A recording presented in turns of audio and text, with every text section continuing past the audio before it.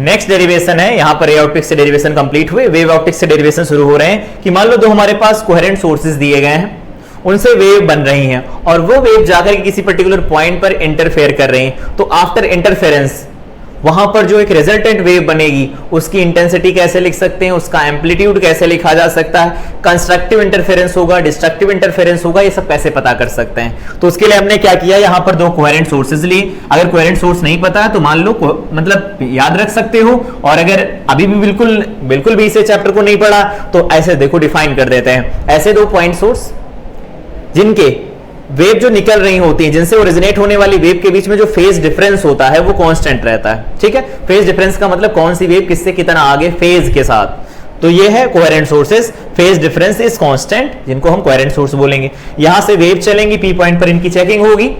तो मैंने कहा S1 से जो वेव निकली है उस वेव की इक्वेशन दे रखी है A1 sin omega t minus kx। A1 क्या है, वेव का एम्पलीट्यूड है, ओमेगा क्या है, एंगुलर फ्रीक्वेंसी है, k क्या है, तो यहां पर 2 पाई बाय लैम्डा लिखा जाता था, वो याद होगा, ये है। और यहां पर ओमेगा को क्या लिखते हैं, 2 पाई f लिखा जाता है, वो है ये ओमेगा। ठीक है, a क्या है, एम्पलीट्यूड है, तो इस a को एम्पलीट्यूड लिख दिया गया, एम्पलीट्यूड हो गया ये। अब देखो आगे, ये वाली वेव है, दूसरी वाली वेव है, इनके बीच में फेज का डिफरेंस कांस्टेंट रहना चाहिए। तो हमने कहा चलो फेज का डिफरेंस कांस्टेंट ले लेते हैं। तो हमने कहा यहां से जो वेव जा रही है उसका एम्पलीट्यूड A2 है, सब कुछ सेम है इसका, बस यहां पर हमने फेज में डिफरेंस ला दिया फाई का। मैंने कहा ये वाली वेव ऊपर वाली वेव से फाई आगे है।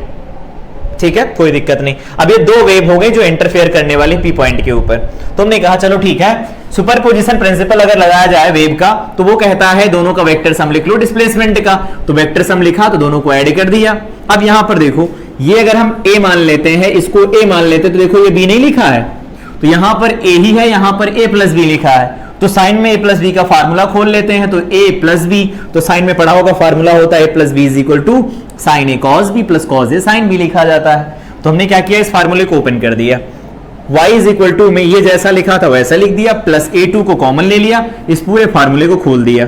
तो यहां पर देखो साइन a होता है तो साइन के साथ a है, तो साइन के साथ omega t minus kx, cos b है मतलब कॉस के साथ फाई आएगा लिख दिया, और उसके बाद में प्लस है तो प्लस लगा दिया।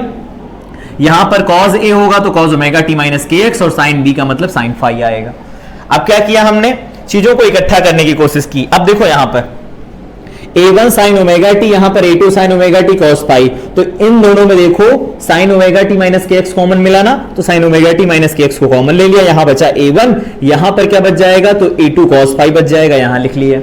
इसी तरह से इस वाले में हमने क्या किया, ये जो A2 होगा यहां पर मल्टीप्लाई होगा, तो A2 sin फाई को यहां लिख दिया, और cos वाला था इसको यहां लिख दिया। अब ये देखो रेक्टेंगुलर कंपोनेंट जैसे कुछ नहीं लग रहे हैं, तो अगर ऐसे लग रहे हैं तो उनको हमने मान लिया। हमने कहा ये वाली जो वैल्यू निकल के आएगी ये r cos थीटा होगा। अगर r रिजल्टेंट वेव का एम्पलीट्यूड है तो उसका cos थीटा वाला कंपोनेंट ये होगा और sin थीटा वाला कंपोनेंट ये होगा। अब यहां पर हमने दो अननोन मान लिए, r और थीटा, ना हमें r पता ना थीटा पता, तो हमने कहा इस r cos थीटा की वैल्यू लिख दो, तो r cos थीटा की वैल्यू इतनी लिख दी गई, r sin थीटा की वैल्यू लिखी गई तो r sin थीटा की वैल्यू इतनी लिख दी गई।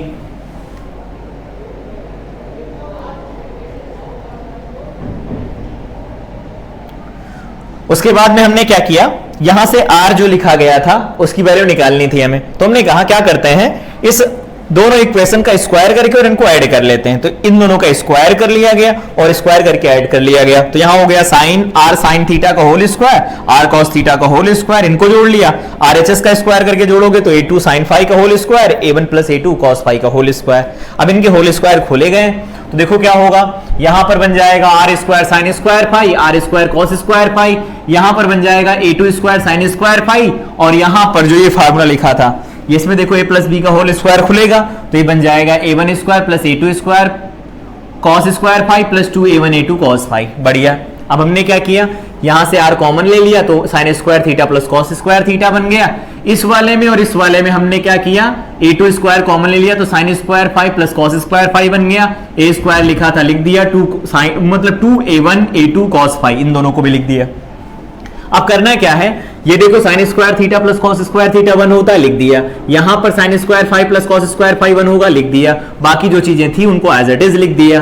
अब हमने क्या किया, यहां से r की वैल्यू निकाला, तो r square is equal to क्या बन जाएगा, इसको पहले इसको बाद में लिख लो थोड़ा ठीक लगेगा, तो a1 square plus a2 square plus 2 a1 a2 cos phi बनेगा, जहां पर फाई क्या है, phase difference between the waves. ठीक, अब क्या करना है, हमें r की वैल्यू लिखना है, तो इधर से स्क्वायर रूट लगा दो इसके ऊपर, तो स्क्वायर रूट लगाएंगे तो r की ये वैल्यू आएगी। बढ़िया। अब इंटेंसिटी का फार्मूला निकालना है कि P पॉइंट पर इंटेंसिटी होगी वो कितनी होगी। यहां पर हमने कहा इस वेव की इंटेंसिटी I1 है और इस वेव की इंटेंसिटी I2 है, तो पढ़ा होगा फर्स्ट ईयर में, नहीं पढ़ा तो अभी के लिए याद रख सकते हैं। इंटेंसिटी जो लिखी जाती है किसी वेव की, उसके एम्पलीट्यूड के स्क्वायर के डायरेक्टली प्रोपोर्शनल होती है।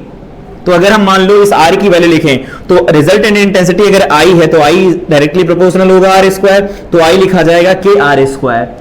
इसी तरह से I1 जो होगा A1 के डायरेक्टली प्रोपोर्शनल होगा, क्यों, क्योंकि देखो A1 एम्पलीट्यूड है पहली वेव का जिसकी इंटेंसिटी I1 है, तो उनमें रिलेशन ये होगा, यहां से I1 की वैल्यू k A1 स्क्वायर बनेगी, I2 इज इक्वल टू में A2 स्क्वायर बन जाएगा, k A2 स्क्वायर बन जाएगा।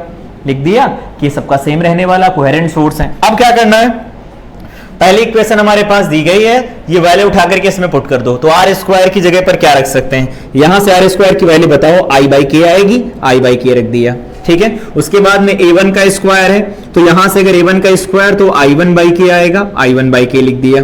ठीक है, इसी तरह से यहां पर a2 का स्क्वायर आएगा, तो a2 का स्क्वायर लिखेंगे i2 बाई के, तो i2 बाई के लिख दिया, प्लस यहां पर लिखा गया था क्या, तो यहां पर a1 a2 था, तो अगर मान लो यहां से a1 और a2 की वैल्यू लिखनी हो तो क्या करना होगा, स्क्वायर रूट लेना पड़ेगा, तो ये I1 का रूट डिवाइडेड बाई में रूट के बनेगा, तो I1 बाई के और I2 बाई के लिख सकते हैं रूट के अंदर। cos फाई जैसा था उसको वैसा लिखा रहने दो। देखो दोनों साइड से के कैंसिल हो गए कि नहीं, कैंसिल हो गए। अब क्या करना है, जैसे कैंसिल करवाओगे यहां से बनेगा I इज इक्वल टू में I1 plus I2 plus 2, root के अंदर I1 इंटू I2 और रूट से बाहर रहेगा cos फाई, वो देखो फार्मूला निकल के आ गया। ये इंटेंसिटी का फार्मूला होता है इन इंटरफेरेंस। ठीक, अब क्या करना है, पढ़ा होगा कंस्ट्रक्टिव इंटरफेरेंस क्या होता है, डिस्ट्रक्टिव इंटरफेरेंस क्या होता है, उसकी कंडीशंस तो लगा दो। फॉर कंस्ट्रक्टिव इंटरफेरेंस अगर बात करें तो cos फाई की वैल्यू 1 होती है। ठीक, और फाई की वैल्यू कहां से चलेगी, तो 0, 2 पाई, 4 पाई ऐसे हो सकती हैं, इन सब पर ये 1 बनेगा। इसका मतलब जनरली हम लिख सकते हैं कि फाई की वैल्यू हो जाएगी 2n पाई। और जब ऐसा होगा तो अगर मान लो हम r लिखना चाहते हैं, जो ये r लिखा गया है, cos फाई की वैल्यू 1 रखोगे तो a square plus B square plus 2ab बनेगा कि नहीं बनेगा, तो इसको a प्लस बी का होल स्क्वायर लिखेंगे, तो जैसे होल स्क्वायर लगेगा रूट हट जाएगा, तो r मैक्सिमम की वैल्यू a1 प्लस a2 आएगी। फिर इंटेंसिटी के साथ क्या होगा, इंटेंसिटी के साथ सेम होगा, ये I1 plus I2 plus 2 root I1 I2 यहां पर बन जाएगा 1, इसको लिख देना रूट I1 का होल स्क्वायर रूट I2 का whole square plus 2 root I1 into root I2 into में cos फाई, तो ये बन जाएगा रूट I1 प्लस I2 का होल स्क्वायर। लिख सकते हैं, कोई दिक्कत नहीं।